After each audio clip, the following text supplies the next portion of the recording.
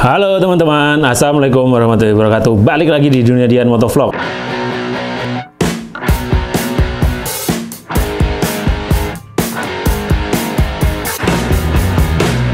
Kali ini kita akan upgrade motor ini. Ya, ini motor saya udah lama, udah 2 tahunan ya, 2 tahun apa 3 tahun tuh, lupa saya.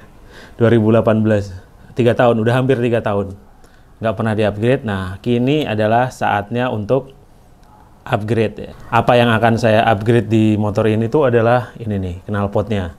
Jadi motor KTM Duke ini menurut saya tuh banyak sekali kelebihan, kekurangannya itu adalah salah satu nih knalpotnya. Nah, kalau mau tahu tentang kelebihan, kekurangan dari motor KTM ini udah sering saya bahas di video-video sebelumnya. Teman-teman bisa ke bagian motovlog lalu cari deh video-video soal KTM ini dari saya beli.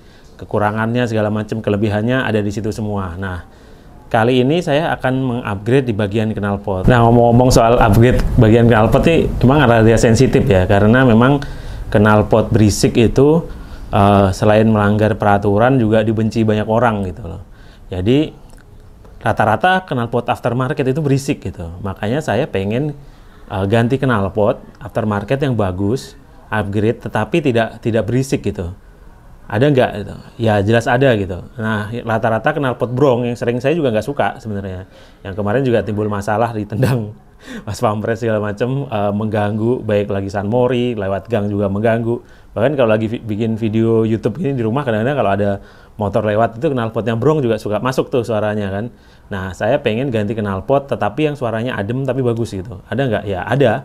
Banyak sekali knalpot gitu. Bahkan KTM sendiri itu kan punya power parts, yaitu Akrapovic ya, itu suaranya banyak orang nggak suka gitu karena nggak berisik gitu. Nah, demikian juga dengan knalpot lain yang street legal gitu, rata-rata memang tidak berisik. Nah, awalnya saya mau ambil Akrapovic, tetapi karena dari segi estetika ya, sebenarnya saya ingin ganti knalpot tuh bukan karena suaranya sebenarnya. Suara iya juga, karena KTM tuh suaranya terlalu nggak ada gitu loh.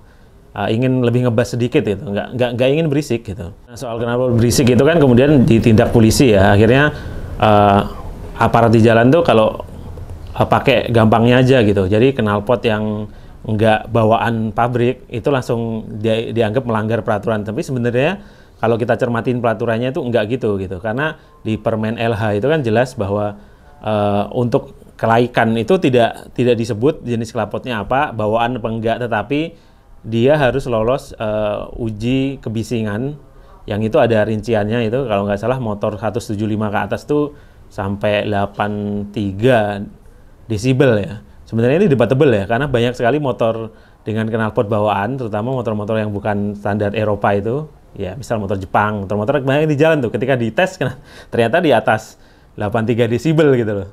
Jadi kan agak rancu gitu. Nah, tetapi gini aja, motor yang pakai standar Eropa seperti KTM Duke ini pasti knalpotnya tidak akan menyalahi aturan di Indonesia. Karena apa? Indonesia itu masih belum Euro 4, sementara Eropa itu udah standarnya udah lebih tinggi Euro 4, makanya dia lebih silent gitu. Nah akhirnya saya juga cari knalpot yang nggak jauh penambahan desibelnya dari standar gitu, dan masih masuk standar Eropa itu tadi ya. Akhirnya pilihan tuh jatuh ke knalpot ini nih, Arrow ya. Saya nggak jadi beli Akrapovic, akhirnya beli Arrow ini. Nah, kalau di Indonesia itu sebenarnya ada ya dealernya Arrow, One Tree Motorshop. Saya sebenarnya terkepincut dari suaranya di situ.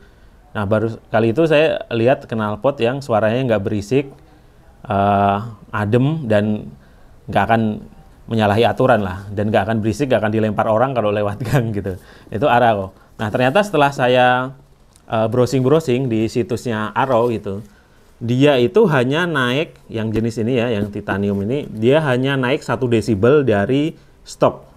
Makanya knalpot Arrow ini itu masih lolos atau lolos homologasinya di Amerika atau uji-ujian segala macam itu, dan standar Eropa gitu. Dengan catatan hanya slip on, jadi nggak catalytic converternya nggak diganti segala macam. Jadi hanya slip on gitu, sama dengan Akrapovic. Tapi bedanya kalau Akrapovic itu, kenapa saya milih Arrow nggak Akrapovic? Kalau Akrapovic itu suaranya terlalu masih sama gitu, cuman beda penampilannya aja. Kalau ini dia lebih menaikkan bassnya sedikit gitu. Jadi nggak berisik tapi suaranya keluar gitu. Nah, bedanya lagi Arrow ini juga dia lebih tinggi gitu.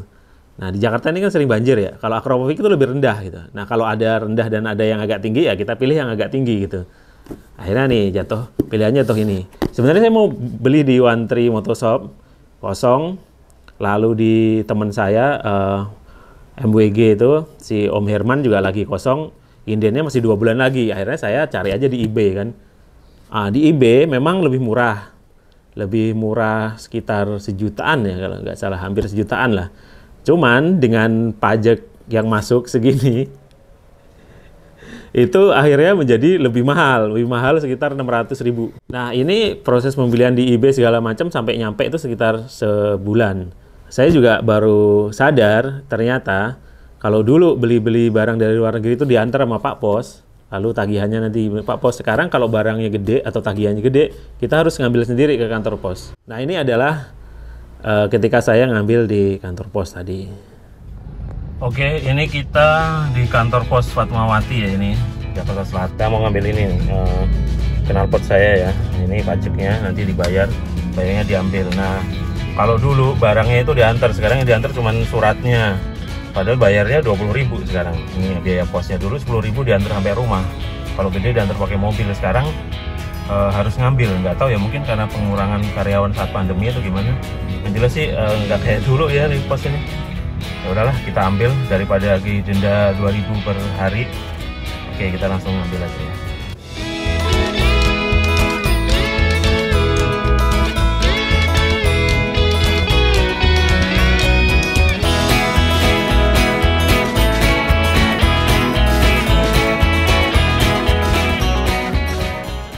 Itu ya, kantor posnya sekarang kayak gitu ya pelayanannya ya, udah naik biayanya tapi suruh ngambil sendiri gitu kan. Kalau dulu kan diantar. Saya pernah kok barang gede juga diantar pakai mobil sama posnya gitu loh. Waktu itu masih yang tarif 10.000 bahkan gitu. Jadi ini bagi teman-teman ya, kalau mau beli barang di luar negeri termasuk part motor tuh lihat-lihat dulu tuh. Konversi dulu harganya, pakai kalkulator bea cukai itu kalau kira-kira pajaknya berapa, jangan sampai mau cari lihat murah, wah di webnya murah kita beli, nah kena pajaknya jadi mahal. Ini contoh, ini selisihnya sekitar 600.000-an lah, lebih mahal gitu. Cuman memang saya udah tahu dari awal karena memang saya tidak sabar kalau harus menunggu 2 bulan, maka saya ya nggak apa-apa lah, lebih mahal sedikit, 600.000-an lebih selisihnya, nggak apa. Nah, memang saya suka banget nih knalpot ini spesifikasinya ya, dia titanium, capsnya dari karbon gitu. Kenapa saya pilih bahan yang titanium? Karena kemarin sebenarnya nggak hanya yang kemarin tuh Gus Ali ya, temen motovlog yang pernah pakai Duk juga, itu pakai Acra karbon, dia tuh rusak tuh ya sampai suwir gitu, copot itu. Nah, itu sering juga terjadi di part-part karbon biasanya kalau udah berumur gitu, part karbon yang udah lama. Nah, itu beda dengan titanium. Di dunia sepeda juga sama. Sebenarnya titanium sama karbon tuh sama-sama enteng, cuman titanium tuh lebih kuat gitu. Makanya banyak sepeda yang kemudian pakai titanium. Tapi memang kelemahan titanium itu nggak bisa dibentuk-bentuk kayak karbon yang dicetak gitu. Titanium itu biasanya bentuk-bentuknya standar-standar aja karena dari pipa atau dari lembaran gitu. Nah, itu plus minus titanium sama karbon. Akhirnya saya pilih yang titanium ini, teman-teman. Nah, balik ke itu lagi, kalau kita lihat jadi kalau mau beli knalpot tuh lihat dulu itu knalpot Anda itu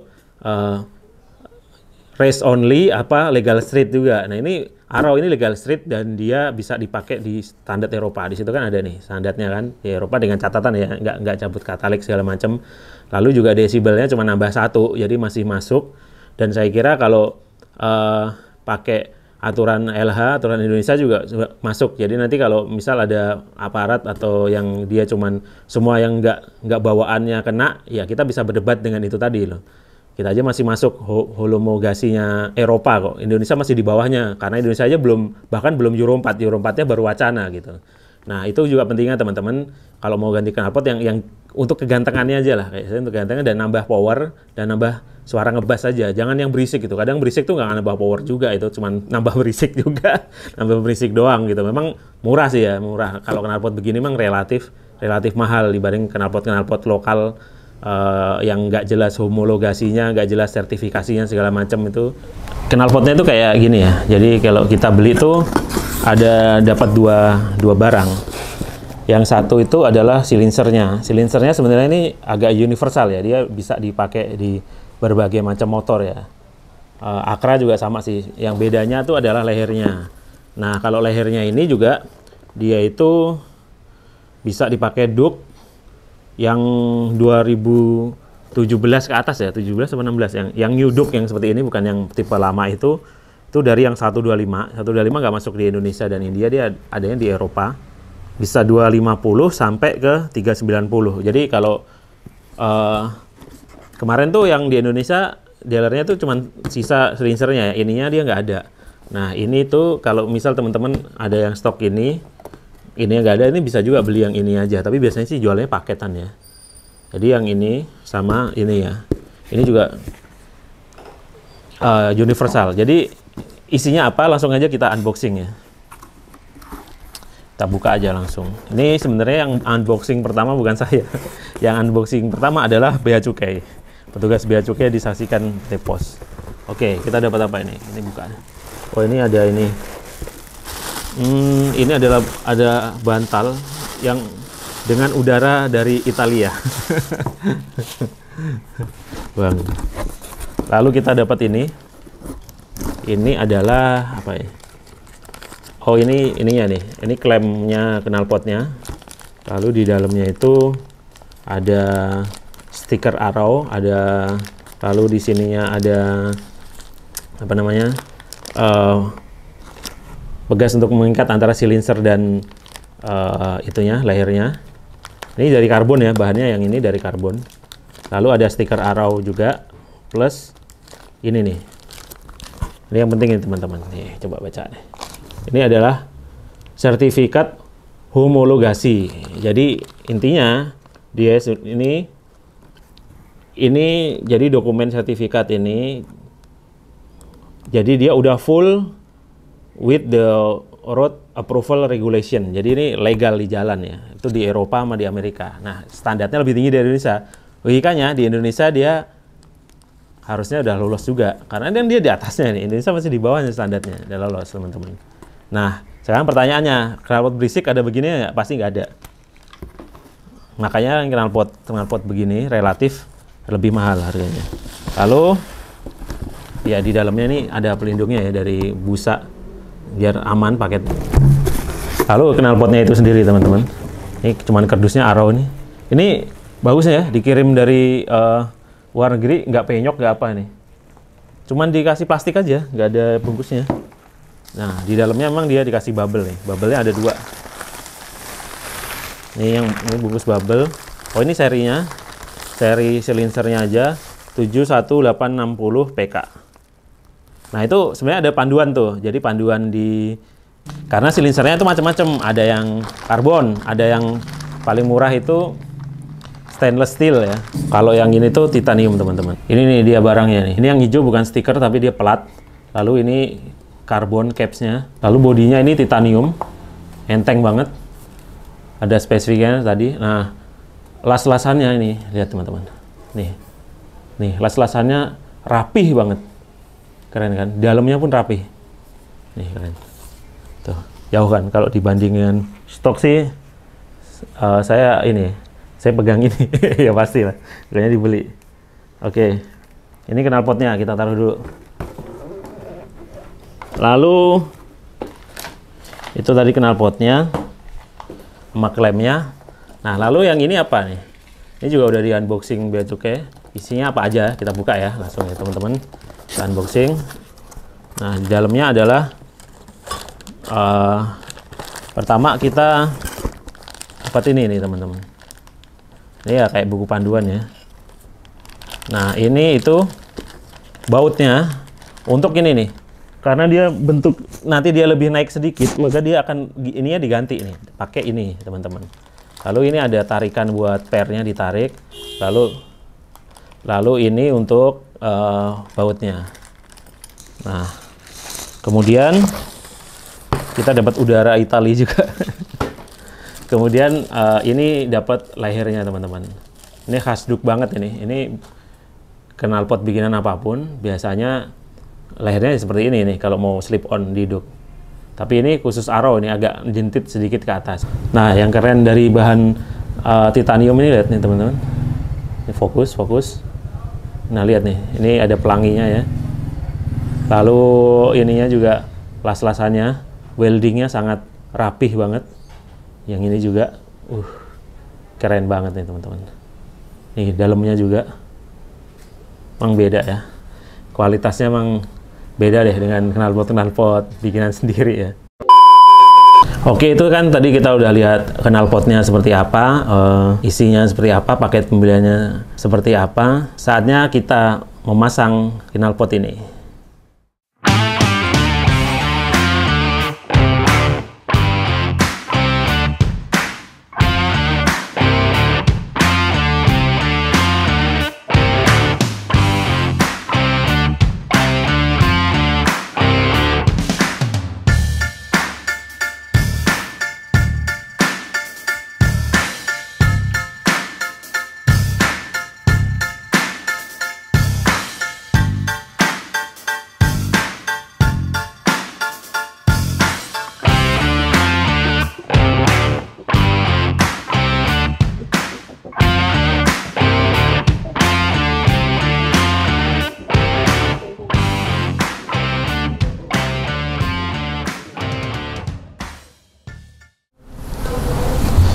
Nah, ini knalpot Arrow-nya udah terpasang. Cara pasangnya kan mudah sekali ternyata ya. Cuman ya seperti di video sebelumnya tadi kelihatan kan sangat mudah. Cuman bongkar ini sama itu.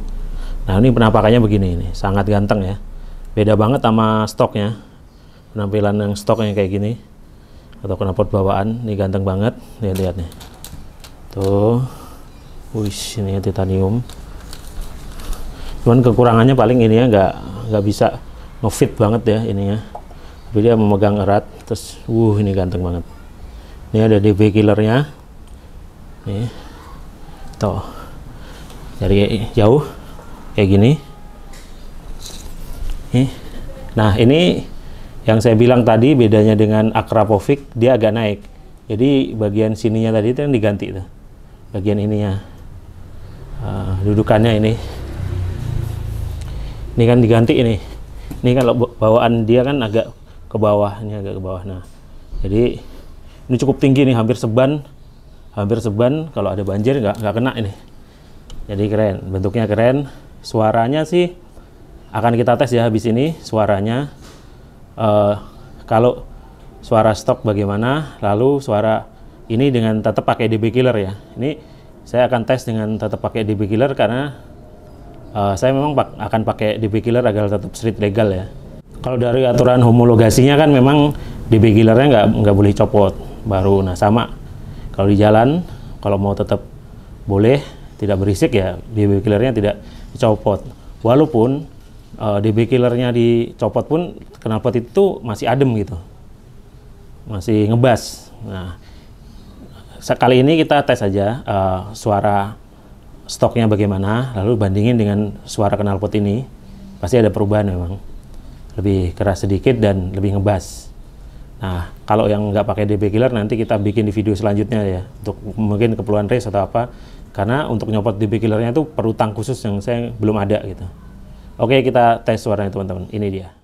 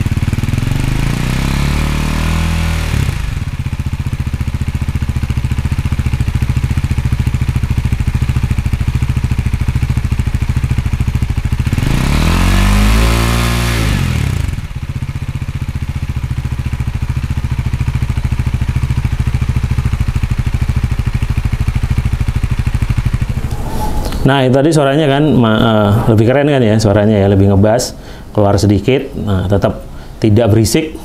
Nah, itulah yang saya suka dari knalpot Arrow ini. Jadi ini akan jadi knalpot saya pilihan. Jadi masih masuk lah ya ini, walaupun yang versi Titan karena masih ada aksen-aksen karbonnya, jadi masih masuk dengan bodinya yang hitam ini teman-teman. Ya itu dia teman-teman. Review knalpot Arrow ini. Nah, setelah selesai semua, saatnya ngeletek ini. Nah, awalnya saya kira ini yang varian berwarna hijau. Tapi setahu saya Arrow itu kan kuning sama biru ya. Ini kok hijau gitu. Ternyata ini karena ada pelindungnya nih. Tuh. Ini ada pelindungnya yang belum dibuka. Jadi harus dibuka dulu. Oh, kuning kan warnanya kan. Tuh. Ternyata warnanya kuning karena ini pelindungnya warna biru, jadi dia jadi hijau. Nih yang bener tuh warnanya gini nih, kuning. Tuh. Oke teman-teman, itu tadi unboxing dan juga pemasangan dan review singkat tentang knalpot Arrow ini. Bagaimana menurut teman-teman ya? Apakah tertarik juga dengan knalpot Arrow ini atau tidak? Silahkan diberikan like jika suka dengan video ini. Kalau nggak suka silahkan dislike juga. Kalau ada pertanyaan silahkan biasa di kolom komentar teman-teman. Lalu bagi yang belum subscribe silahkan subscribe nih. Jangan lupa juga nyalain lonceng, terutama yang pengen terus tahu perkembangan KTM Duke saya dan juga modifikasinya ini teman-teman. Bagi yang sudah subscribe terima kasih. Sampai jumpa di video-video berikutnya. Saya Dian pamit undur diri. Assalamualaikum warahmatullahi wabarakatuh. Dadah.